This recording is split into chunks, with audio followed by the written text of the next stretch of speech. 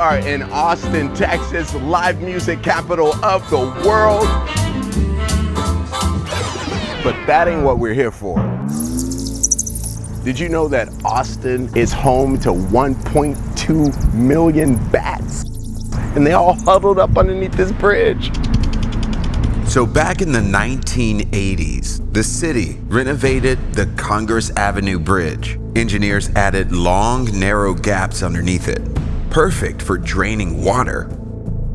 And apparently, perfect for bats. Before long, thousands of them moved right on in. Thought I heard something.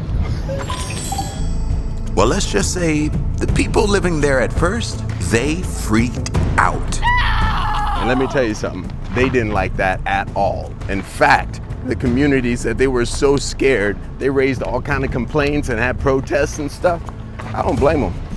But you know what? The scientists said, relax, they only eat insects. And just like that, Austin's bat problem became a full-blown tourist attraction.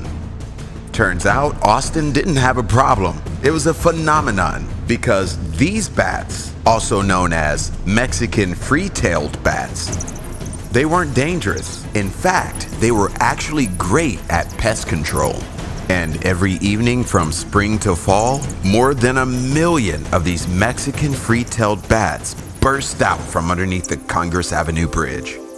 The thing is, you could have the perfect spot, but like tonight, when the wind was blowing the opposite direction, the bats followed. So we didn't get the best view of the bats. But halfway across the world, things get bigger. And I'm saying much bigger.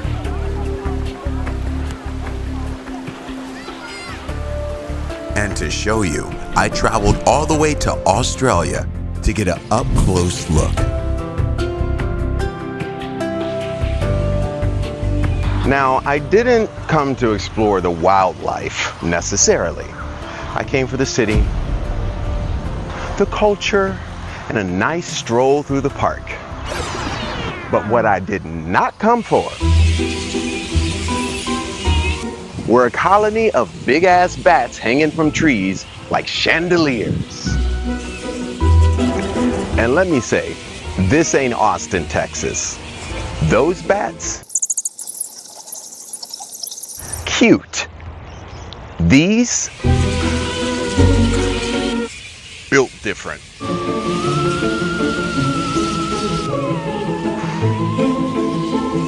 All right, let's go.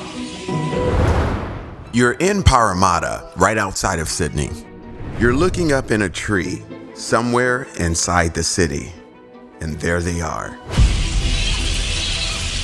Flying foxes, AKA fruit bats. Hundreds of them.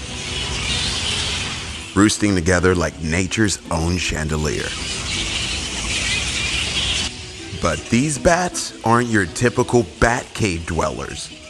These are some of Australia's biggest bats out in the open. They belong to a small group called flying foxes. In New South Wales alone, you've got species like the gray-headed flying fox and the black flying fox. And let me tell you, they're huge. Their wingspans can stretch over 1 meter long. That's like your carry-on luggage. During the day, they hang upside down in trees, in colonies that might be next to your apartment, a park, or even a public garden. You might even hear them before you see them. After sunset, these bats lift off and go on a nightly mission.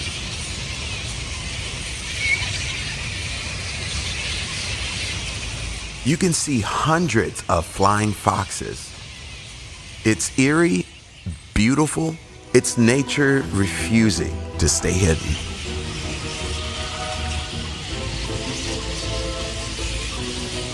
When they need water, they don't just drink like you and me. Flying foxes will sometimes belly dip, fly low over a pond or a water source. They'll wet their chest fur, then land in a tree and lick the droplets off.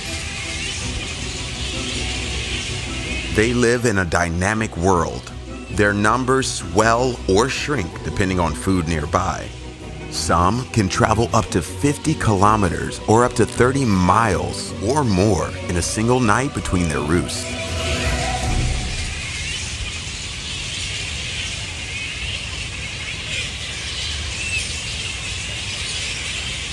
Unlike the bats in America, they're not chasing mosquitoes. These ridiculous, massive, screechy beasts aren't just dramatic visuals, they're vital. They're hunting nectar, fruits, pollen, eucalyptus blossoms, figs. They're some of Australia's most important pollinators. They carry the pollen and seeds, which can help regenerate native forests and plants. Without them, certain trees couldn't spread so well. And they all return at dawn. And yeah, somehow I'm not good with bats, but I do respect them.